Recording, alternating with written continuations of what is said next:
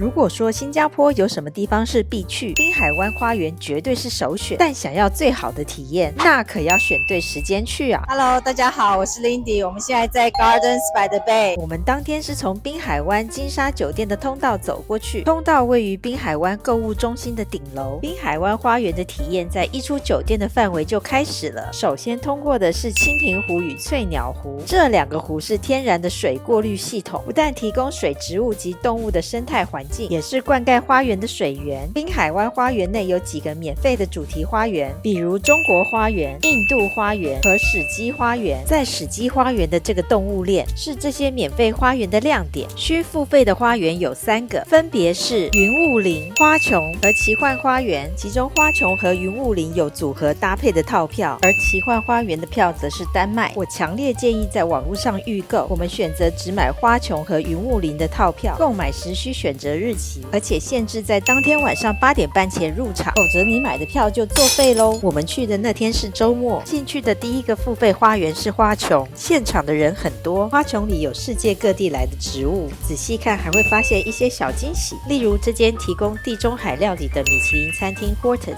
有兴趣在里面用餐的话，可以上官网定位查询。花琼也会根据季节在园区内增加主题花卉，我们去的时候正逢樱花季，园区内有日式装置供大家拍照打卡，这里也有私人场地供租借。我们当天就遇到类似毕业典礼的活动，所以花琼算得上是个多功能的花园呢。接下来我们去的是云雾林，一入场首先看到的就是它的招牌瀑布，这里标榜呈现离海平面2000公尺以上的植物，现场云雾缭绕的气氛也很符合它的名称。云雾林除了瀑布是它的招牌，它的空中步道也是大家参观的重点之一。不过因为要坐电梯到顶楼再往下走，它假日的排队人潮是很可怕的。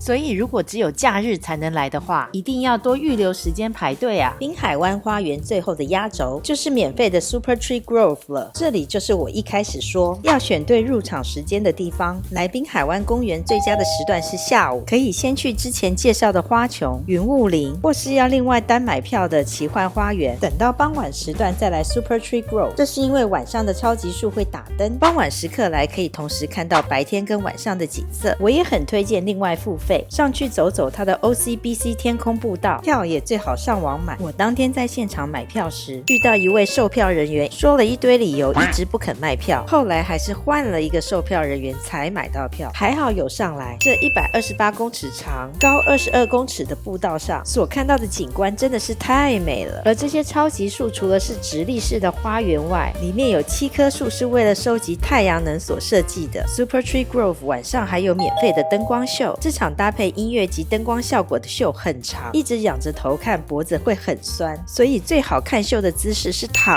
着。我们下一站见，拜拜。